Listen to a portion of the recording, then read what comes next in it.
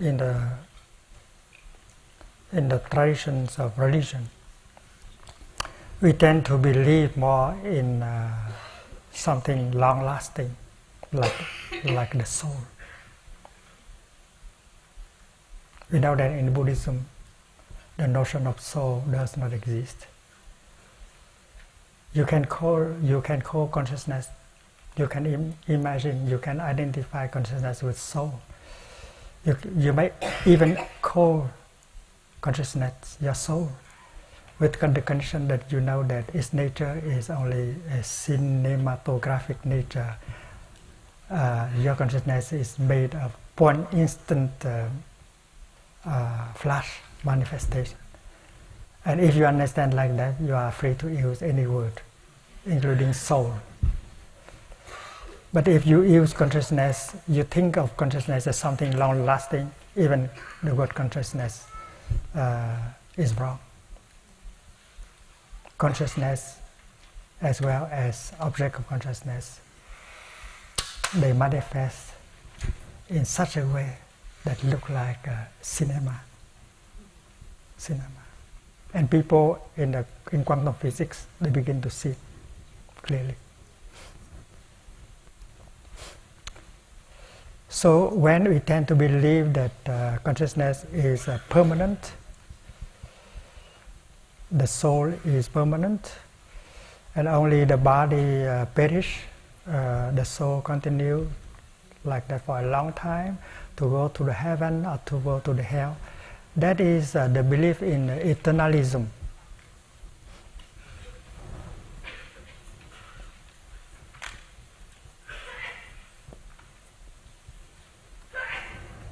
Thường kiến,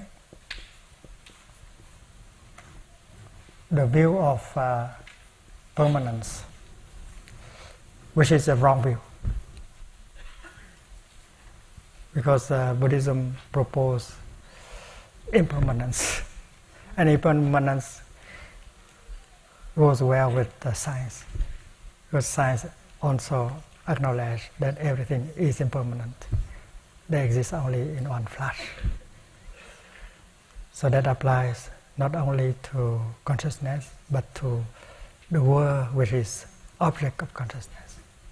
And you see that in elementary Buddhism, we learn that Dharma, with a capital D, is the teaching of the Buddha. But Dharma with a simple D, it means object of mind,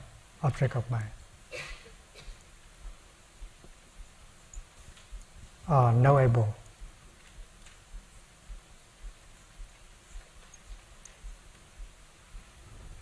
Object of mind. So we know that the world is, first of all, object of mind. That is something you can be sure of. And whether the world exists by itself, alone, we cannot be sure. But we can be sure that it is the object of mind. The sun, the moon, the earth, the cosmos, the galaxies, they are all objects of mind. And our body also are object of our mind. And our mind also is object of our mind. So there is possibility to investigate on the object of our mind. And when we understand the object of our mind, we understand our mind. Because the mind and the object of mind, they inter-are. One cannot be with the other. So a right view should transcend the view of eternalism. So a permanent, immortal soul is something that cannot be accepted either by good Buddhists or good scientists.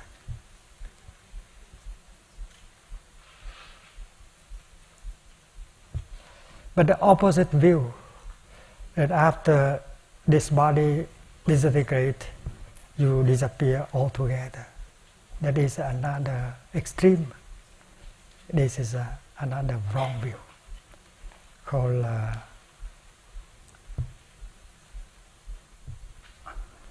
alienation.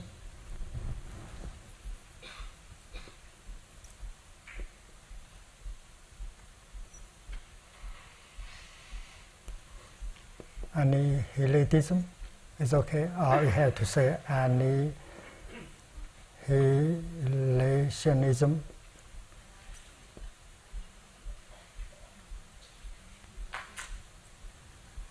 Which one is good? Second one? Annihilationism. So this is one is good.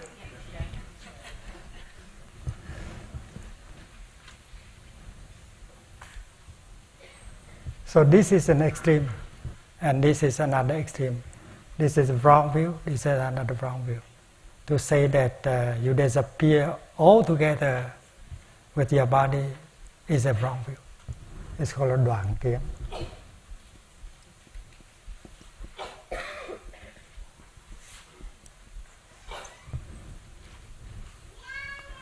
So as a student of Buddhism, you are not caught in both views. And rebirth, continuation, should be understood in the light of no eternalism, no annihilationism.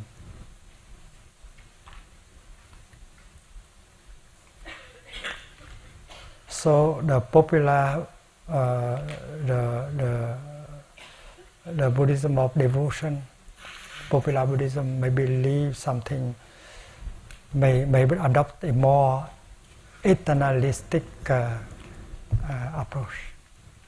They think that after the disintegration of the body, the soul remains the same and will penetrate into another body, an animal or a tree or a squirrel or a deer or another person.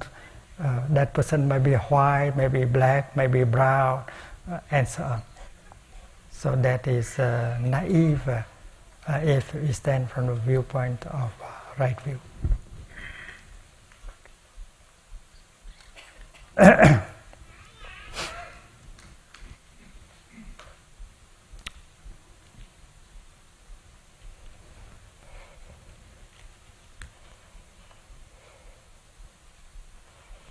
So to say that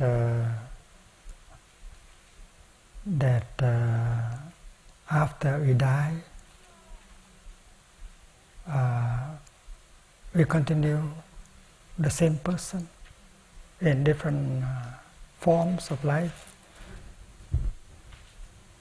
that's not deep Buddhism, and that is not scientific, because impermanence always changing. The cinematographic nature of body and mind do not allow such a kind of thinking. So it's neither Buddhist nor scientific. But a number of scientists they are caught in this view, and they are not good scientists, because good scientists see that nothing can disappear. Nothing is born, nothing dies. These are only continued manifestation in different kind of forms. So that is a kind of rebirth, that is kind of samsara, that is a kind of continuation, but in the light of impermanence and no self. And many scientists are capable of seeing that. So annihilation is neither Buddhist nor science. No. And a good Buddhist students can transcend both these two wrong views. And the notion of rebirth, the notion of continuation is free from these two views. Otherwise it's not very Buddhist, it's not very scientific. Suppose you are a cloud, and this is to use an image for meditation. You are a cloud. You are made of tiny crystals of ice or of water, and you are so light so that you don't fall. You can float. And the huge clouds, millions of tons of water floating like that. And there is interaction, collision between these tiny crystals of ice, and they may become one big piece of ice and fall down. A big drop of water and fall down as rain. But maybe halfway you encounter a block of hot air, so you evaporate again and you come up again. You go down, you come up again, you go down, you come up again. So transmigration, reincarnation, rebirth is taking place always in the cloud. A cloud does not need to become rain in order to have a new life. A cloud has a new life every moment. So rebirth, continuation takes place with us in the same. Because every moment we produce thought, we produce speech, and we produce action. And that action will have an effect on us and on the world, and that is our product, our karma, our action. Karma is a very important term.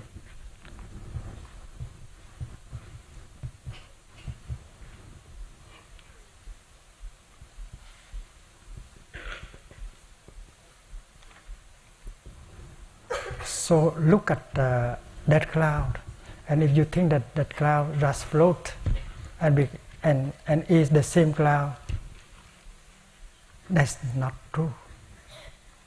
A cloud is very active. There's a lot of activities in a cloud, and a cloud can produce very powerful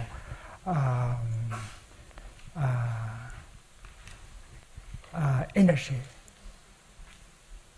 The electric light produced by a cloud can destroy many things, can go very quick.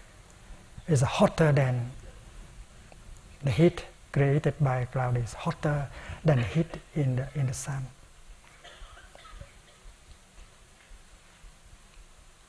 So we don't understand enough about clouds.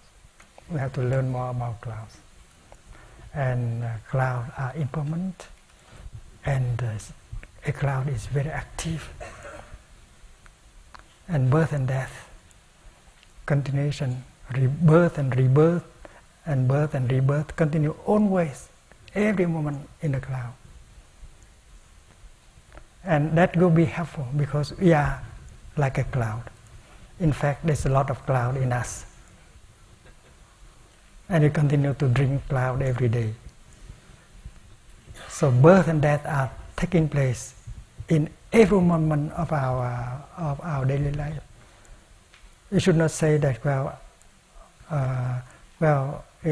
I will die only in 20 years or 30 years. No, you are dying right in this moment, and you are reborn right in this moment. So rebirth is something that is happening in the here and the now, and not in the future. So when someone asks you, what happened to me when I die?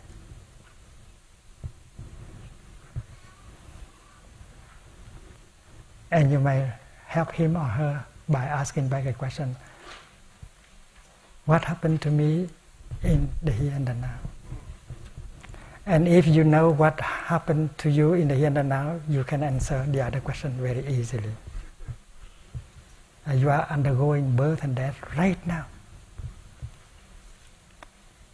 Rebirth is taking place right now. Because mentally and physically you are of a cinematographic nature, and you are reborn every instant. You are renewed in every instant in order to be a new person, a new being. And if you know how to do it, your renewal is beautiful. With karma, you can assure a beautiful continuation, a better continuation.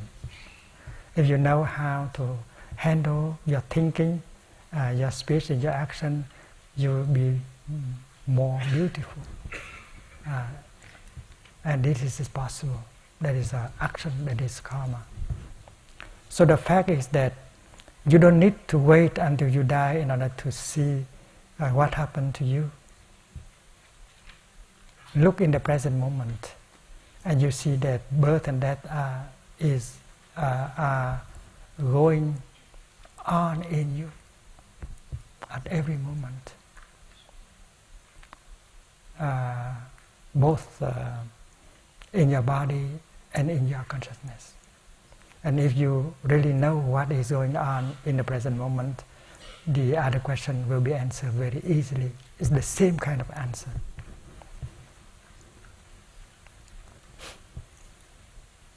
Every moment of our daily life, there is input, there is output. You breathe in, you take food, you have new ideas, new feelings, and there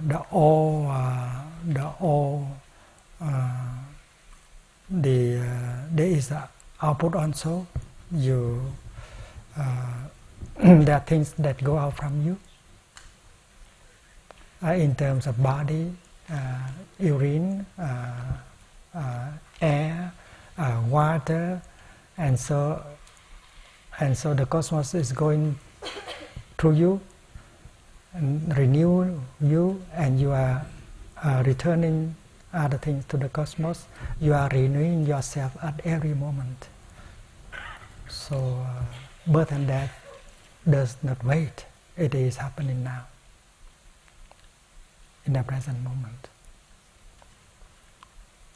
Suppose one part of the cloud is able to transform itself into the rain and fall down and become part of a river. And the rest of the cloud was looking up from the sky and see its continuation down here on earth. And it can have a good journey down there. I enjoy up here, but you, part of me, I hope you enjoy down there. To be floating up here is nice, but to be flowing down there is also nice. So you are both up there and in here. That is our cloud. And as a human being, we can see that too. I can see myself in my students and my friends. I hope them good luck, because their good luck is my good luck. But my disciples and my friends carry me with them, and I wish them the best. And my happiness and suffering depend on them. I continue. So when I look, I don't just see me here. I see me there. So I wave, have a good stay there, have a good time. You see? So that is the way to look. You see yourself not just in this body, because there is a wrong view. You see yourself because everywhere, because every moment you produce thought, you produce speech, you produce action that continue you in the world. You are there and not just here. So the other day, our friend from Thailand asked me, "Thai, what happened when you die?" He's sitting there. It's a sushi. I said that I will not die. I will continue with my friends and my students. I'll be there for a long time. I want to enjoy traveling and being around. So in 100 years from now, if you come to Plum Village, you still see me in different forms and younger, more beautiful. Because it is possible to be more beautiful in our way of thinking, in our way of speaking and acting, if we know how to generate right view. With right view, we don't suffer. We can produce thoughts of compassion, understanding, forgiveness, and we feel light within us, and we heal the world. So it is possible to continue in beauty. So a cloud can do the work of self-purification up there, so that when it becomes snow or river, it is beautiful. It is possible.